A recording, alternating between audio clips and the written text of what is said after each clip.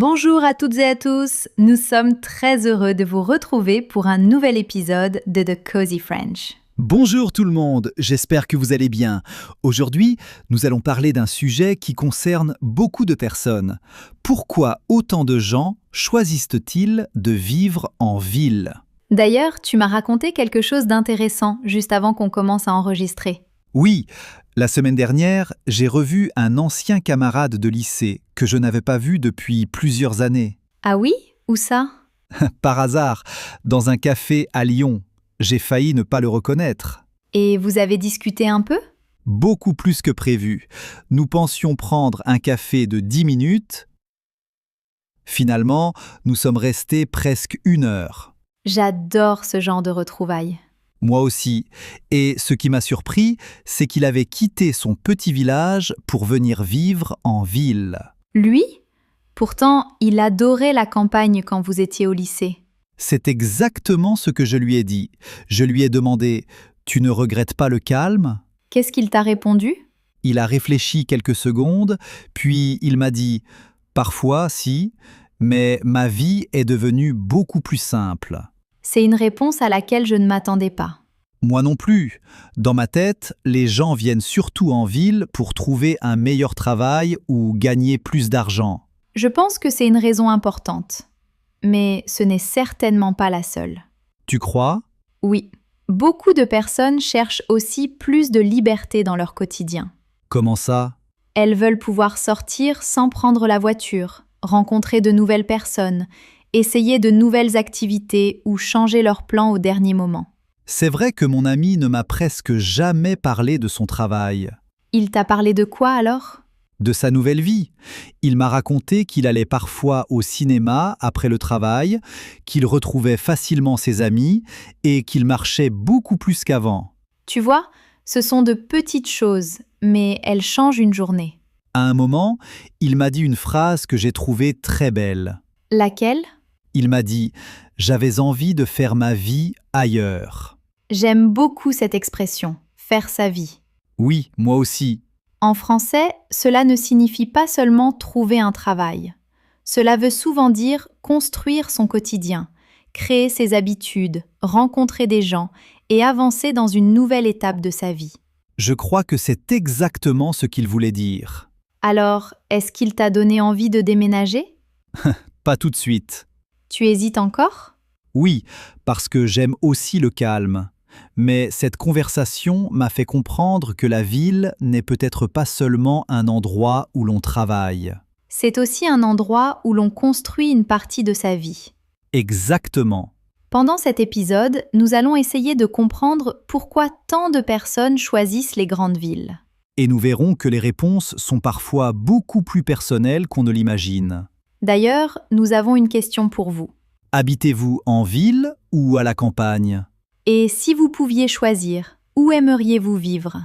Racontez-nous votre réponse dans les commentaires. Nous adorons lire vos histoires. Et si vous aimez apprendre le français avec des conversations naturelles, chaleureuses et proches de la vraie vie, N'oubliez pas de vous abonner à The Cozy French. Je crois que la discussion avec mon ancien camarade n'a pas seulement changé ma façon de voir les villes, elle m'a aussi donné envie de regarder mon propre quotidien autrement. tu sais Mathieu, je repensais à ton ancien camarade dont tu nous as parlé tout à l'heure. Celui qui a quitté son village pour vivre à Lyon ? Oui, tu m'as donné envie d'imaginer une journée avec lui. Justement, après notre café, il m'a proposé de passer l'après-midi ensemble. Ah, parfait! Alors, raconte-nous. Nous sommes sortis du café et il m'a dit « On va marcher un peu ». Vous n'avez pas pris la voiture? Non, c'est ce qui m'a surpris. En 10 minutes, nous étions déjà devant son bureau. Seulement 10 minutes? Oui, il m'a expliqué qu'il faisait presque tous ses déplacements à pied ou en métro. C'est un vrai changement quand on vient d'un petit village. Exactement. Là-bas, il utilisait sa voiture pour presque tout. Et après le travail? C'est là que j'ai commencé à comprendre pourquoi il aimait autant sa nouvelle vie. Qu'est-ce qui s'est passé? Il m'a demandé « Tu veux boire un café ?» Classique. Puis, en marchant, il a changé d'avis. Ah bon? Il m'a dit « Finalement, Allons plutôt à la librairie. J'ai envie de regarder les nouveautés. C'est ça que j'aime en ville. On peut changer ses plans au dernier moment. Nous sommes restés presque 1 heure dans la librairie. Sans acheter tous les livres, j'espère. Presque, mais je suis resté raisonnable. Je te connais, ça a dû être difficile. Très difficile. Et ensuite, Nous sommes passés devant une salle de sport. il y est allé? Oui, son abonnement est juste à côté de chez lui. Tout est proche. C'est exactement ce qu'il m'a dit. Les Français utilisent souvent une expression que j'aime beaucoup. Être à 2 pas d'eux. Oui, il m'a même dit « Mon travail est à 2 pas, la salle de sport aussi, et le supermarché est juste au coin de la rue. Cette expression signifie qu'un endroit est vraiment très proche. » Je comprends pourquoi il ne prend presque jamais voiture. Tu vois, beaucoup de personnes pensent qu'en ville, on passe son temps dans les transports. C'était exactement ce que je pensais. Pourtant, si tout est dans le même quartier, on marche énormément. D'ailleurs, le soir, mon téléphone m'a indiqué que j'avais fait plus de 12 000 pas. Sans avoir fait de randonnée. Exactement. C'est amusant, parce que certaines personnes imaginent que vivre en ville signifie rester assis toute la journée. Alors que j'ai probablement plus marché ce jour-là que pendant certains week-ends. Est-ce qu'il avait l'air pressé toute la journée? Pas vraiment. Ça aussi, c'est intéressant. Oui, je pensais que la ville obligeait tout le monde à courir. Et finalement? J'ai compris que ce n'était pas la ville qui décidait du rythme. Mais les habitudes de chacun. Exactement. Mon ami marchait tranquillement, s'arrêtait quand quelque chose lui faisait envie, discutait avec les commerçants. Il semblait parfaitement à l'aise. Finalement, ce qui lui plaît, ce n'est peut-être pas seulement la ville. Non, C'est la liberté de décider, presque à chaque instant, ce qu'il a envie de faire. oui, et je crois que c'est cette liberté qui m'a le plus impressionné. Ce jour-là, j'ai compris que beaucoup de personnes ne choisissent pas seulement la ville pour leur travail.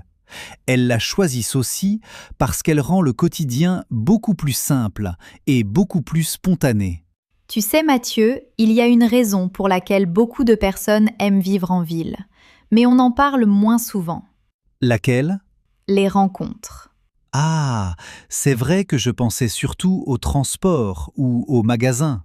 Pourtant, les personnes que l'on rencontre changent parfois une vie.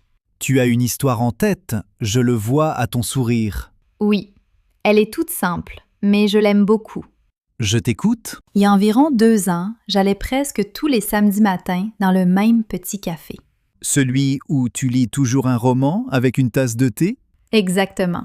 J'arrivais vers 10 heures, je choisissais presque toujours la même table près de la fenêtre. Tu es plus fidèle à ton café qu'à certains restaurants. C'est vrai, et le serveur connaissait déjà ma commande. Ça, j'adore.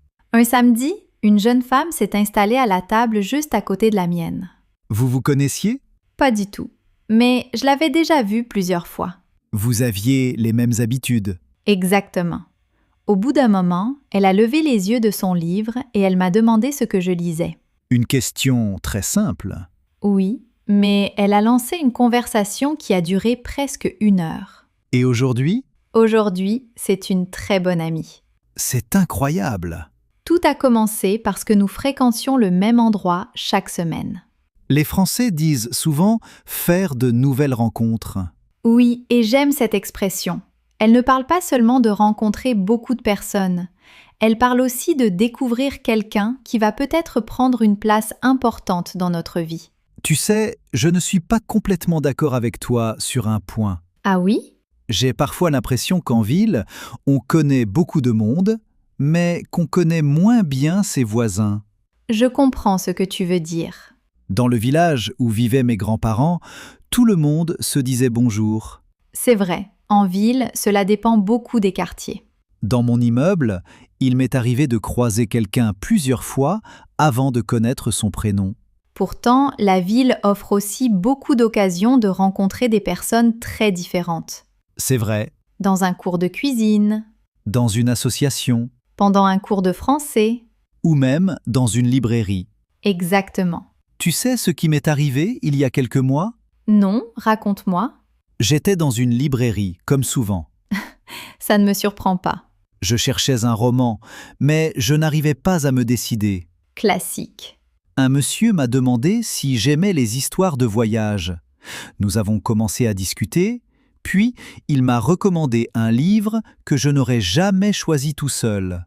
Et tu l'as acheté? Oui, et je l'ai adoré. Tu vois, une simple conversation peut parfois changer une journée. C'est vrai. Je crois que ce que j'aime dans les villes, ce n'est pas seulement ce qu'on peut y faire. Mais les personnes qu'on peut y rencontrer. Exactement. Finalement, les cafés, les librairies ou les marchés ne sont pas seulement des lieux, ce sont aussi des endroits où des inconnus peuvent devenir des connaissances, et parfois même des amis. Tu sais, Mathieu, après tout ce qu'on vient de raconter, certaines personnes doivent se dire que la ville est l'endroit idéal pour tout le monde. C'est vrai, mais je ne suis pas sûr que ce soit le cas. Moi non plus. D'ailleurs, j'ai immédiatement pensé à mon oncle. Celui chez qui tu passes parfois tes week-ends à la campagne? Exactement. Imagine-le vivre dans un petit appartement au centre de Paris. Je crois qu'il tiendrait 3 jours. 3 jours? Tu es optimiste? Tu crois? Oui, le deuxième jour, il transformerait sûrement son balcon en potager.